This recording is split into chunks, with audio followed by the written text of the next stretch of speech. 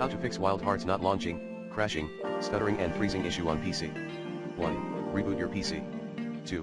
Update your GPU drivers using the recommended Avast driver updater in this video guide. 3. Lower the in-game graphics settings accordingly. 4. Repair the game.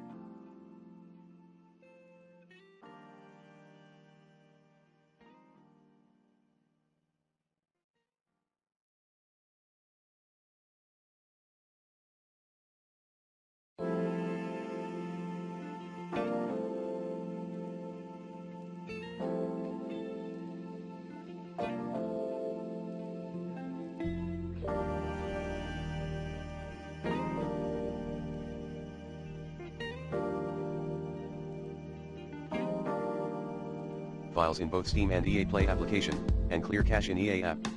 Path, help app recovery.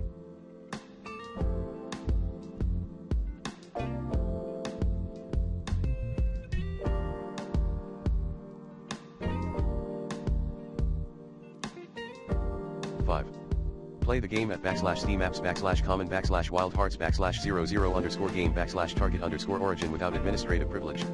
6.